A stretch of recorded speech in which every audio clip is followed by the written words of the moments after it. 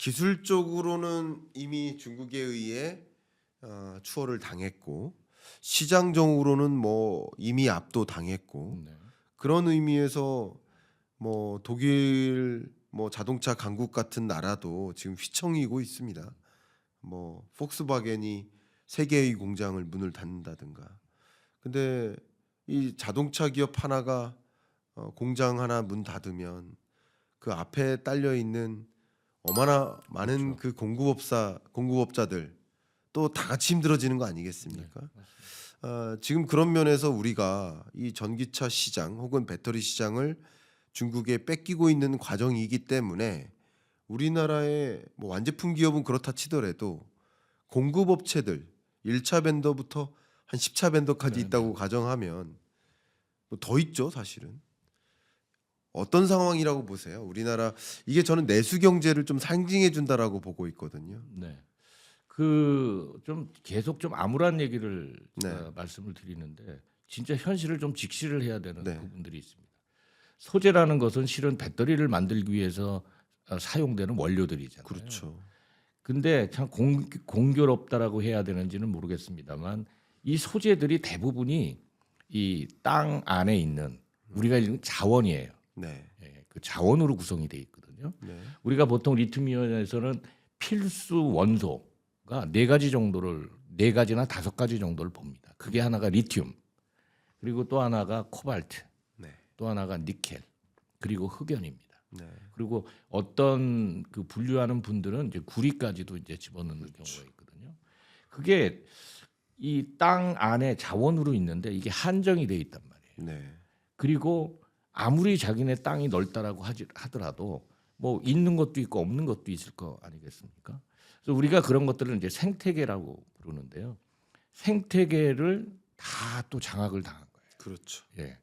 중국에 의해서 거의 다 장악을 당했거든요. 제가 최근에 이제 계산을 쭉 해보니까 우리가 소위 얘기하는 자원이기 때문에 채굴을 하지 않습니까? 네. 채굴을 해서 가공 정제를 해서 핵심 소재를 만들어서 배터리를 만드는데 그 공급, 그러니까 밸류체인이 거의 다 중국에 장악돼 있어요.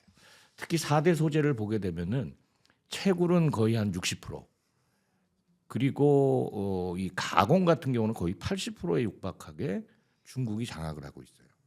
그러니까 중국이 땅에 갖고 있지 않은 자원도 해외 투자를 통해서 그렇죠. 정부가 아주 적극적으로 나선 겁니다. 네. 그래서 아프리카에 투자하고 호주에 투자하고 인도네시아, 동남아시아에 투자를 하면서 광산으로부터 시작을 해서 원소에 대한 부분들을 거의 다 중국이 장악하게 된 거예요. 그러니까 그 생태계가 거의 무너져 있는 상태죠. 지금 말씀하신 부분에서 이제 물론 배터리를 중심으로 말씀 주셨지만 배터리가 아닌 그밖에 나머지 부품들의 소재도 마찬가지죠. 그렇죠. 히토류가 가장 대표적인 거고. 맞습니다. 예. 그 히토류는 뭐 요새 이제 그 트럼프 관세 정책 때문에 난리여서 네. 보복으로 이제 그 히토류에 대한 수출 제한을 이제 중국이 했는데요. 히토류는 얘기가 더 심각합니다. 네.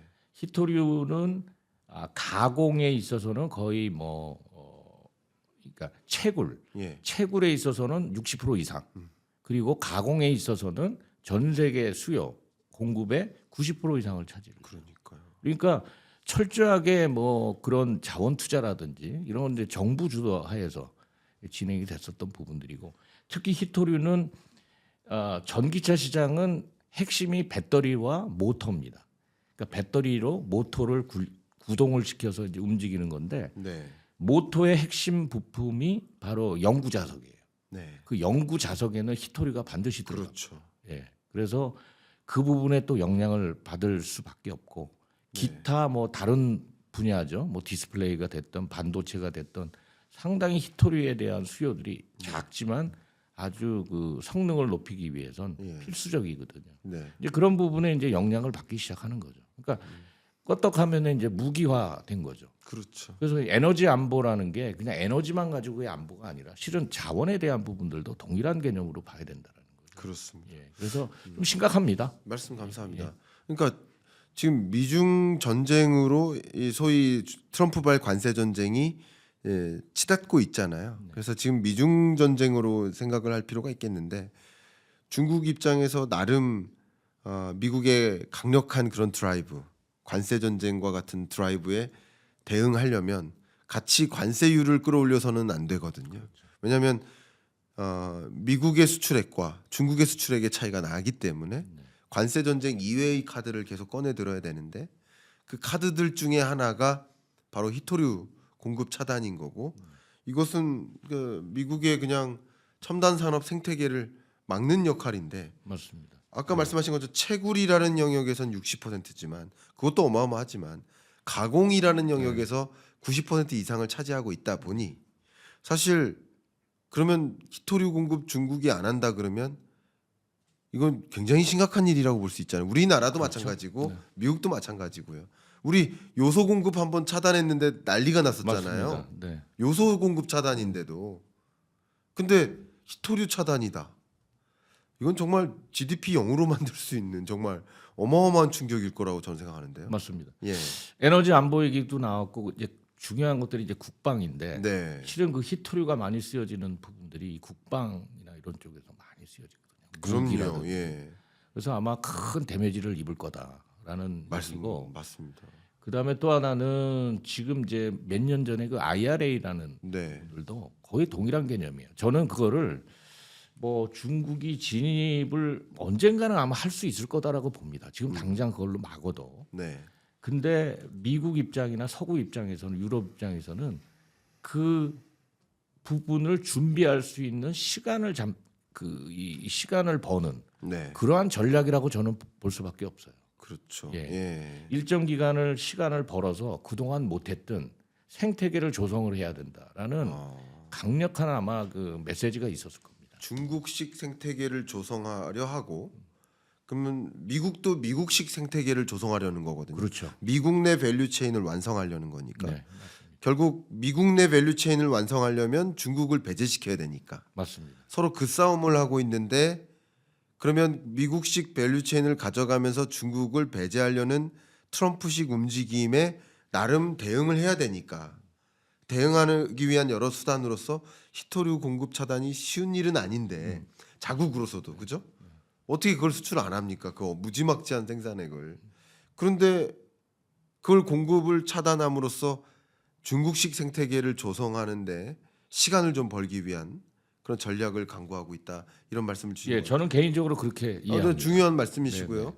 우리가 반드시 지금 일종의 이 미중 무역 전쟁이 국채 전쟁으로, 광물 전쟁으로 또 기술 패권 전쟁으로 이렇게 치닫고 있거든요. 그러니까 그런 하나의 중요한 방향성을 지적해 주신 것 같아요. 네. 그러니까 이거 굉장히 무서운 일인데 자, 이 관점에서 우리는 어떻게 돌파구를 마련해야 될까를 고민을 해야 됩니다. 이제 업계에 계셨으니까 그 수십 년간 계신 그 업계의 경력과 경험으로 우리는 어떻게 돌파구를 마련해야 될까?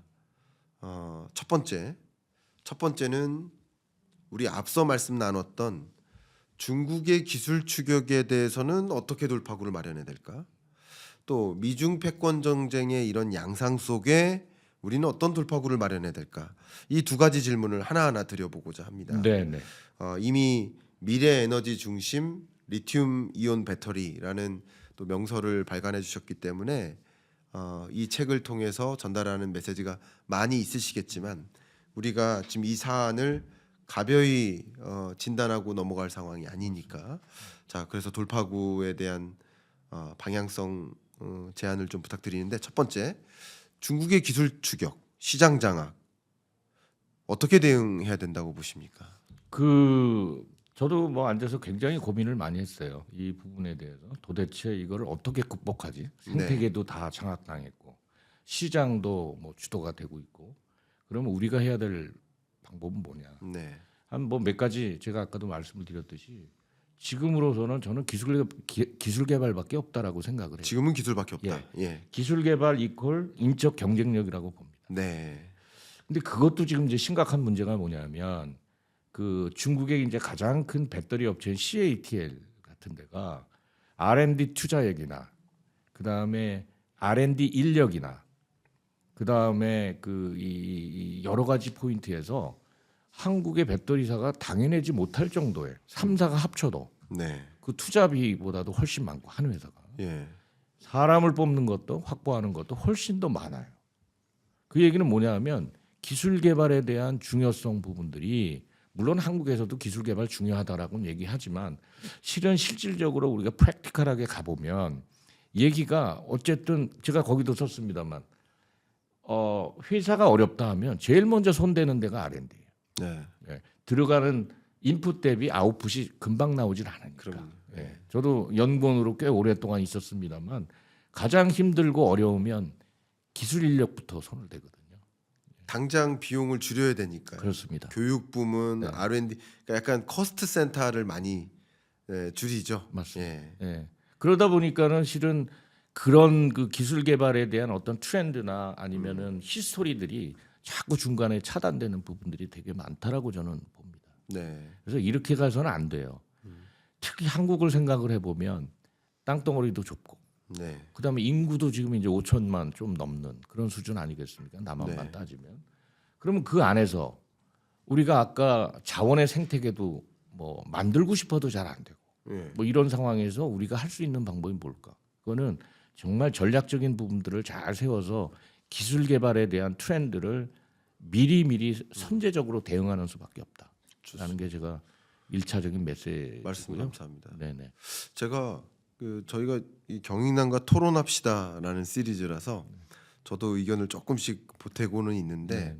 저도 의견을 조금만 드려본다면 소위 이 2차 전지 영역의 모든 기술 영역을 우리가 잘하기는 이미 추월당한 상태이기 때문에 현실적으로 어렵다라고 가정한다면 그렇다고 2차 전지의 밸류 체인에서 완전히 빠져나와 있으면 안 되잖아요. 그렇죠. 그 밸류 체인에서 우리가 잘할 만한 그런 영역만큼은 그러니까 독보적인 장악력을 가져야 된다는 생각을 하고 있습니다. 네네. 그러니까 전체를 장악하기보다는 일부라도 우리의 특별한 영역에 있어서는 그러니까 모든 기술 영역이 아닌 어떤 특정한 기술 영역만큼은 그냥 추격할 수 없는 범접할 수 없는 수준의 기술력을 갖춰 나가야 된다라고 생각하기 때문에 그런 영역이 무엇인지를 먼저 찾아야 되지 않을까. 네. 우리 리더십이 예. 그런 영역을 좀 찾고 그런 영역에 있어서 집중적인 인재 개발과 R&D 투자를 진행해야 되지 않을까. 네. 그런 방향성을 가져야 된다는 의견을 먼저 좀 드려봅니다. 네. 그리고 마지막 질문입니다. 앞서 말씀드렸던 것처럼 지금 이런 국면에서 당분간은 뭐 기회가 되는 측면도 있을 겁니다. 미중 패권 전쟁이 전개되니까 중국에 대해서는 배제시키고자 하고 한국 기업의 수출 품목에 대해서는 또 관세를 유예하거나 철회시켜주는 그런 과정으로 전개될 가능성이 많다라고 현재로선 진단을 할 수 있는데 이런 전쟁 속에서 우리는 어떻게 대응을 해야 됩니까? 이 부분 말씀 부탁드립니다. 그 리튬이온 배터리가 뭐 일종의 그냥 뭐 배터리냐라고 얘기를 하지만 네. 실은 이제 전 세계적으로 지금 곳곳에서 아주 우리가 소위 얘기하는 어려운 일들이 발생을 하죠. 네. 기후 온난화도 네. 있고요. 그다음에 우리가 소위 얘기하는 이 화석 연료의 고갈, 뭐 저 석유 정점론이 어떠니 뭐 이런 얘기가 나오고 실은 이 땅 밑에 우리가 확보하고 있는 에너지 양도 갈수록 이제 고갈이 된단 말이죠. 근데 최근 들어서 뭐 4차 산업혁명이든 뭐 챗 GPT든 AI가 발생을 하면서 데이터 센터의 에너지 사용량, 전력 사용량이 엄청나게 증가했단 말이에요. 한 10배 정도 증가하는 상황입니다. 네. 그런 전반적인 것들을 봤었을 때는 과연 우리가 앞으로 어떤 길로 가야 되나. 네. 에너지 차원에서는 반드시 2차 전지 산업을 잘 육성을 해야 된다. 네. 그러나 수요가 즉 시장 자체가 한국에는 적어요. 네. 전체를 따지더라도 실은 유럽이라는 이 대륙, 그다음에 중국이라는 대륙, 그다음에 이제 그 북미라는 그 세 개 지역으로 나눠지는데 네. 시장은 거기가 메인입니다. 이게 조금 더 구체적으로 들어가면은 전 세계의 새로운 신차가 생산돼서 판매되는 게 약 9천만 대에서 1억 대 정도가 됩니다. 근데 그게 333이라고 보시면 돼요. 그 세 개 지역에. 그러면 시장 자체는 유럽이나 북미에 있다라는 얘기죠. 네. 근데 중국은 벌써 리튬 그 전기차 시장이 거의 40%에 육박한단 말이죠. 근데 나머지 시장들은 여전히 시장이 있어요. 그래서 제가 판단하기에는 일단 미국이나 유럽 쪽에 적극적인 투자가 들어가야 된다. 저는 그렇게 봅니다. 그렇군요. 배터리사들이 그 공장 하나 지려면은 아마 많이 보셨을 겁니다. 최소한 아무리 못해도 뭐 3조에서 5조 정도의 공장 하나에 이 비용이 드는 장치 산업이거든. 그럼요. 그럼에도 불구하고 계속 미국에 들어가는 것이 그러한 시장을 보고 들어가는 거고 그렇죠. 또 하나는 중국이 일단은 미국에 들어가기는 당분간은 어렵단 말이에요. 네. 그러니까 들어가서 선점을 하겠다라는 그 부분들도 이 보입니다. 전략적으로 저는 그게 맞다고 보여요. 그래서 미국이라는 시장을 겨냥해야 되고 한국은 지금 수출로 먹고 사는 데 아니겠습니까? 엄밀히 따지면 그러니까 시장이 있는 대로 가야 된다. 그거는 저는 확실하다고 봅니다. 그래서 유럽이나 미국에 적극적으로 들어가야 된다라는 거 하나. 그다음에 두 번째로는 생태계 조정이 지금 너무 안 돼 있기 때문에 거기에 좀 신경을 좀 많이 써야 되겠다라는 겁니다. 그러려면은 정부가 적극 나서야 돼요. 네.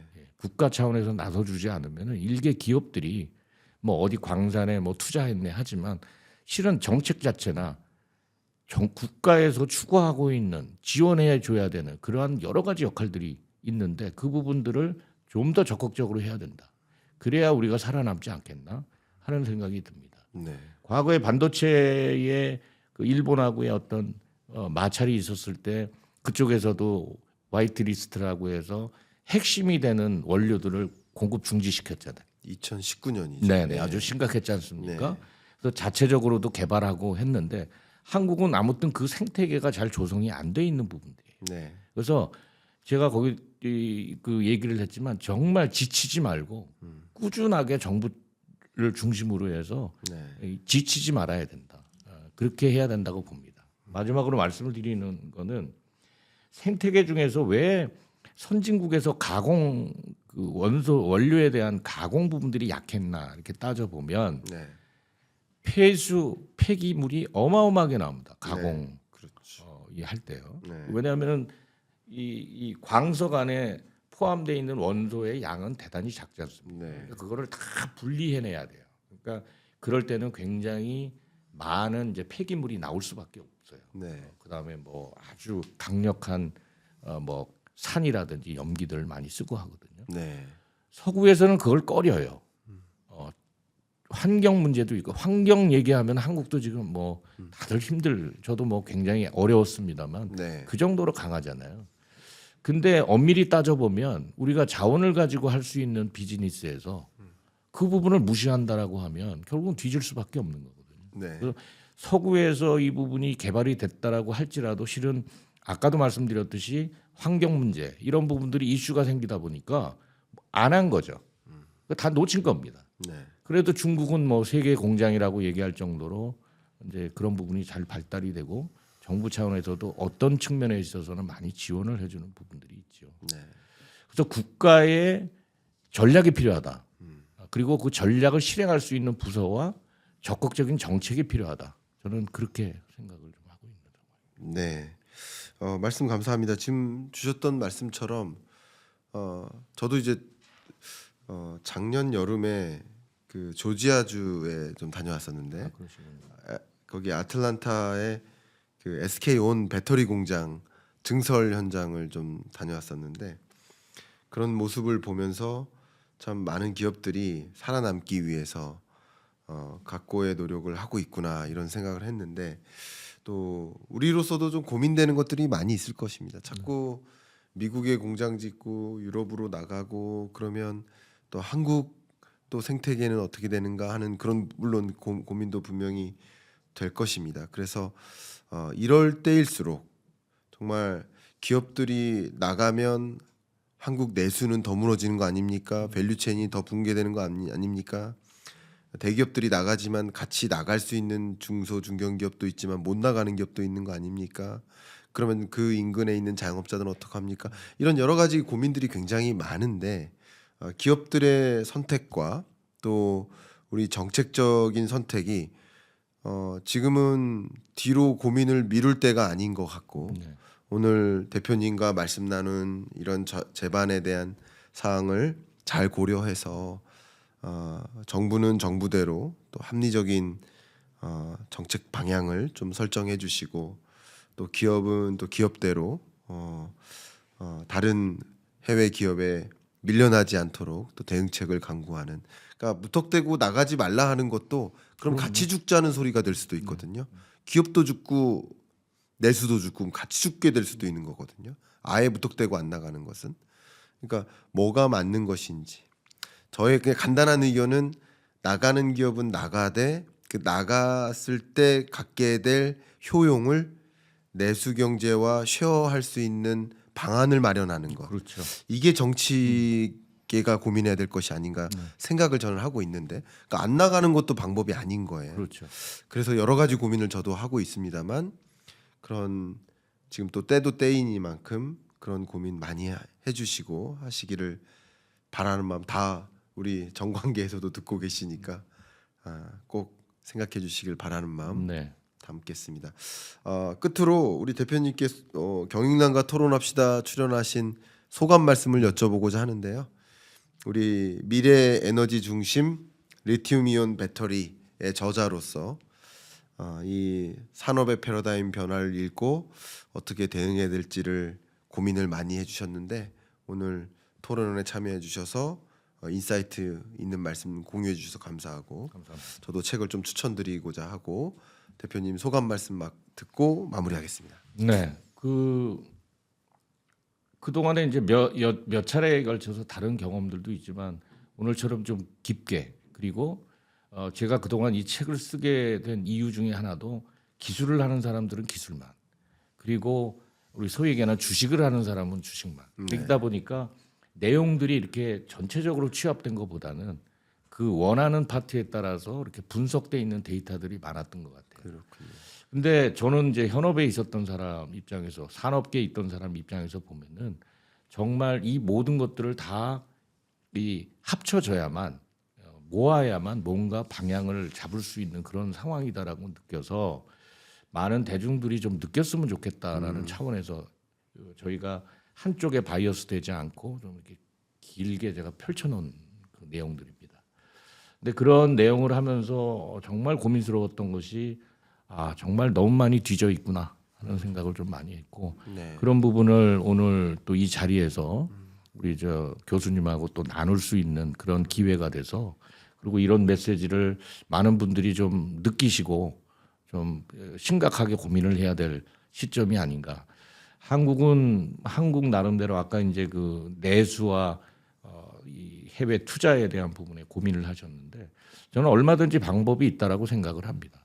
한국은 브레인이 되면 되거든요. 네. 브레인으로서 그 모든 것들을 이렇게 핸들링할 수 있는 그런 비즈니스 차원에서 아마 풀어나갈 수 있는 방법이 있지 않을까 싶습니다. 네. 어쨌든 시간이 필요하지만 지치면 안 되겠다라는 생각이었고요.